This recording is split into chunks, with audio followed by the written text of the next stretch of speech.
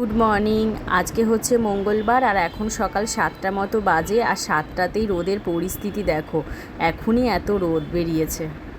Hello, এখন হচ্ছে 8:30 মতো বাজে। আমি রেডি হয়ে গেছি।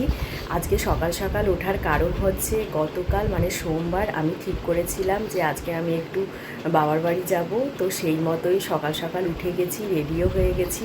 আর ছাতুর জল খেয়ে বেরোবো, তো ছাতুর জল খাওয়াও হয়ে গেছে।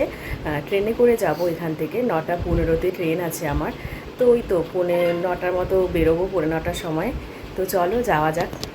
তো বাবা মাকে প্রণাম করে ওকে টাটা করে তো বাড়ি থেকে বেরিয়ে গেলাম। তো ও বলছিল যে একা যাওয়ার দরকার নেই, চলো আমি গিয়ে তোমাকে ছেড়ে দিয়ে আসি, আমি বুধবার আবার ফিরে যাব।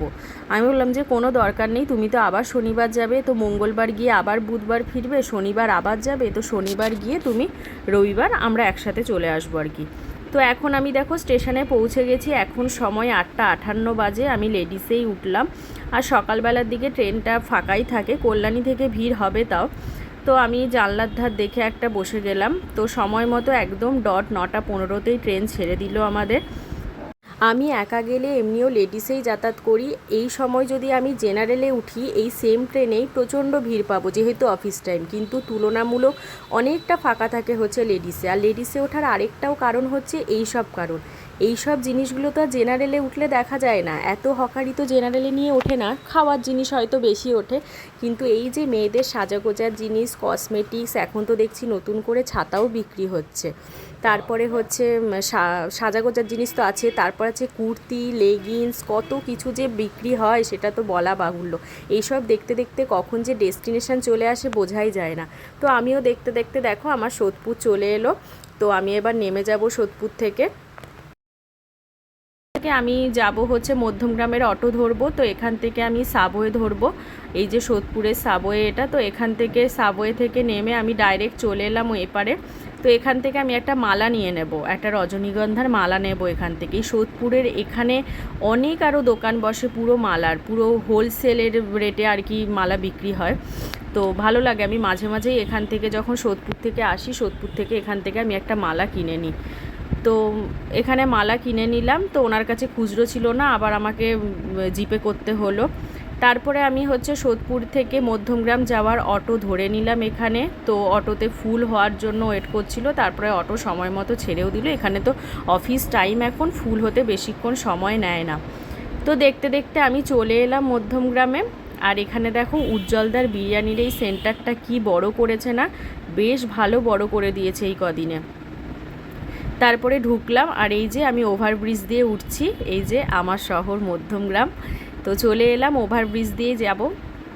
তো তারপরে ওভারব্রিজ থেকে নেমে হচ্ছে টোটো ধরেছিলাম, টোটোতেও তো ফুল লোক হয়নি বলে টোটো ছাড়বে না, তো কিছু সময়ের মধ্যেই ফুল হয়ে গেছিলো, তারপর টোটো ছেড়েও দিল আর আমি বাড়ি পৌঁছেও গেলাম।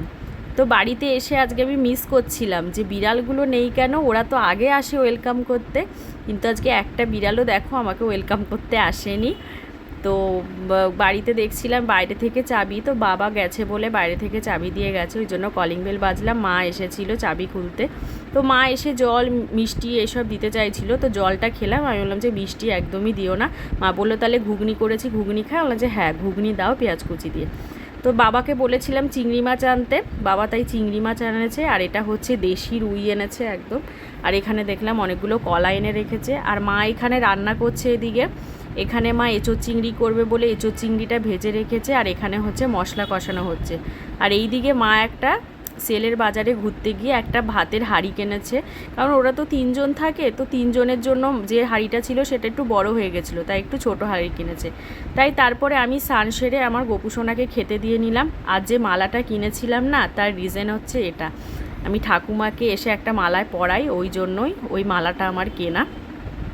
তো আর মা এখানে পয়লা বৈশাখ উপলক্ষে কিছু কেনাকাটা করেছে, কিন্তু আমার মনে হচ্ছে এখানে যা কেনাকাটা আছে, তো পয়লা বৈশাখ কেন, মাদের দুর্গাপুজোও কেটে যাবে।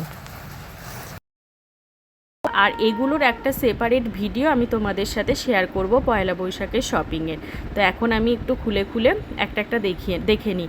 এমনি আমি ভিডিও কলে যখন যা যেরকম কিনেছিল মা, ভিডিও কলে আমাকে প্রত্যেকটাই দেখিয়েছিল, আজকে সচক্ষে দেখবো আর কি। তো এখানে হচ্ছে মাছ ভাজা হয়ে গেছে মায়ের, আর এদিকে পটল আলু দিয়ে পাতলা করে মাছের ঝোল বললাম করতে, তো এখানে পটলগুলো তাই ভাজছে। তো এখানে আমি লাঞ্চে বসে গেছি। আজকে লাঞ্চে মেনু ছিল ভাত, নিম বেগুন ভাজা, বিট ভাজা, এখানে হচ্ছে রুই মাছের ডিমের তরকারি, আর হচ্ছে এঁচোড় চিংড়ি, আর এখানে ছিল হচ্ছে পাতলা করে রুই মাছের আলু পটল দিয়ে ঝোল। তো এই ভিডিওটা এখানেই শেষ করলাম। সবাই ভালো থেকো, টাটা।